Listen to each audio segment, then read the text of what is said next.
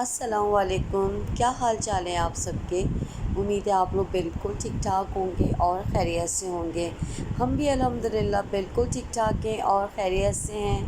اور یہ ہے فجر کے بعد کا ٹائم، جب میں نماز پڑھ لی تھی اور پھر جب میں نے اپنے روم کا دروازہ کھولا، تھوڑی بیلکنی میں آئی تو کافی روشنی ہو چکی تھی اور الحمدللہ کافی روشنی ہو گئی تھی اور بڑا اچھا لگ رہا تھا دیکھ کے، اور پرندے بھی چہچہا رہے تھے الحمدللہ۔ آج ہے 7 ربیع الاول اور آج میں نے اپنے گھر میں رکھی ہے قرآن خوانی۔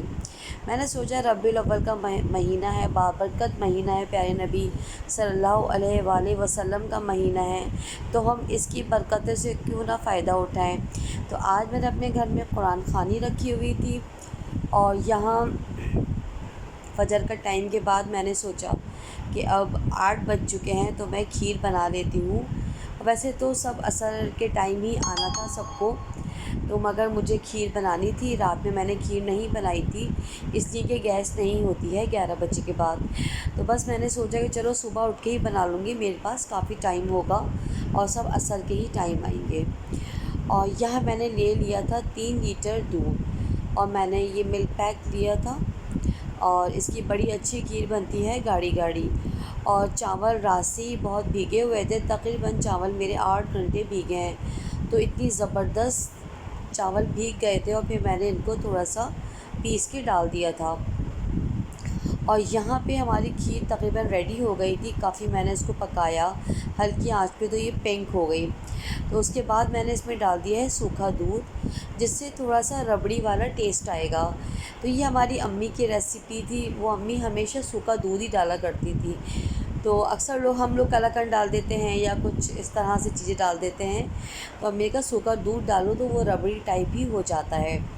تو بس وہ میں نے اس میں سوکھا دودھ ڈال دیا تھا اور بہت ہی مزے کی، بہت ہی کریمی ٹیسٹی اور پنک کلر کی کھیر بنی تھی۔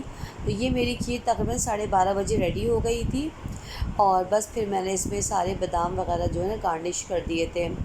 یہ میں نے چھوٹے باکسز بھی بنا لیے تھے، جیسے نیچے مجھے ہمارے جو چوکیدار وغیرہ ہوتے ہیں ان کو کھانا دینا تھا، اور اس طرح سے چھوٹے باکسز بنے ہوتے ہیں تو آسانی ہو جاتی ہے۔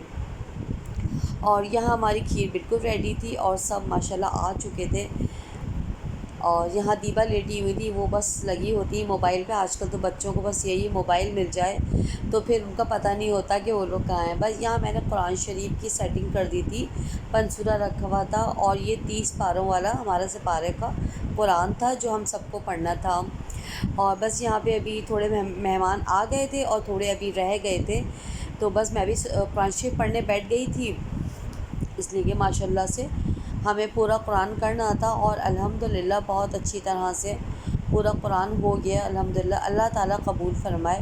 یہاں میری خالہ بیٹھی ہیں اور کچھ لوگ یہاں بیٹھ گئے تھے، کچھ وہاں بیٹھ گئے تھے، اسی طرح اچھا لگتا ہے، اپنے گھر والے ہوتے ہیں تو کہیں بھی ایزیلی بیٹھ جاتے ہیں اور بیٹھ کے پڑھ لیتے ہیں۔ بھابھی بیٹھی ہیں اور ایک خالہ بیٹھی ہوئی ہیں۔ آفس کے بعد میرے اور گیسٹ آ گئے تھے، وہ سب بیٹھ گئے تھے ادھر، اور اندر بہت اچھی طرح سے قرآن خوانی ہو گئی تھی اور درود شریف ہم نے بہت پڑھا، اور ویسے بھی ہمیں پڑھنا ہی چاہیے، درود شریف کی برکتیں رحمتیں ہیں، اور درود شریف پڑھنے سے ہماری دعائیں جو ہیں وہ قبول ہوتی ہیں۔ یہاں میں نے سوچا کہ چلو اب سب ماشاءاللہ پڑھ رہے ہیں، بہت اچھی طرح پڑھ رہے ہیں، تو پھر میں نے یہاں چائے کا پانی رکھ دیا تھا اور بہت ہی کڑک اور بہت ہی اچھی چائے بنائی تھی، اور سب بھی بہت شوق سے سب نے پی اور سب نے کہا بہت اچھی چائے بنی ہے۔ تو آپ لوگ دیکھ سکتے ہیں اس کی رنگت کتنی خوبصورت ہے اور بہت اچھی چائے بنی۔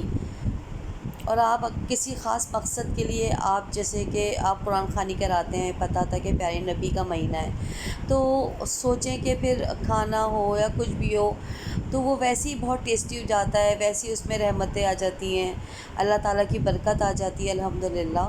اور یہ ہماری ہیلپر تھیں جو پلیٹیں صاف کر رہی تھیں، کسی کو میں نے جو سیلڈ پہ لگا دیا تھا اور کسی کو میں نے کہا پلیٹیں وغیرہ صاف کرو، تو اس طرح سے یہ ہیلپ ہو جاتی ہے تو آسانی جاتی ہے۔ باقی کھانا تو میں خود ہی بناتی ہوں، اور میں نے کھیر بھی رات میں بنا لی تھی الحمدللہ، سارے کام بہت اچھی طرح سے مینیج ہو گئے تھے۔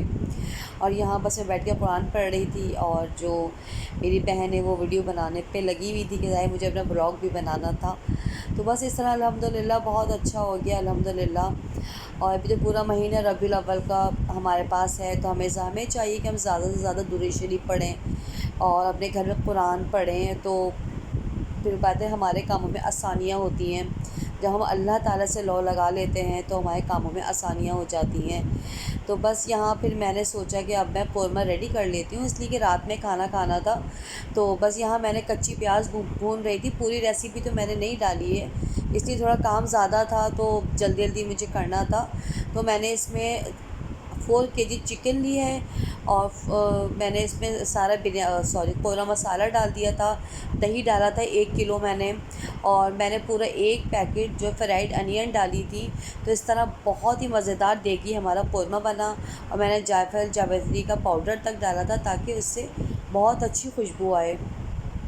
تو یہاں ہمارا کھانا، سیلڈ، سب کچھ ریڈی تھا الحمدللہ، پڑھائی ہو چکی تھی اور بس روٹیاں بھی آ چکی تھی۔ میں نے نان اور تافتان منگوا لی تھی، تو ماشاءاللہ بہت ہی خوش شکل، بہت ہی برکتوں والا کھانا بنا الحمدللہ، اور سب کو بہت ہی پسند آیا۔ اور اچھا لگتا ہے کہ آپ کے گھر میں گیسٹ آتے ہیں، اپنے آتے ہیں اور پڑھتے ہیں، تو اس کی برکت ہی الگ ہوتی ہے۔ بس یہاں ٹیبل ہماری سیٹ ہو چکی تھی، میں نے ایک ہی کھانا بنایا تھا، بس چکن بنائی تھی اور میں نے کھیر بنائی تھی، سیلڈ وغیرہ الحمدللہ۔ ملتے ہیں نیکسٹ ولاگ کے ساتھ، اللہ حافظ اینڈ ٹیک کیئر۔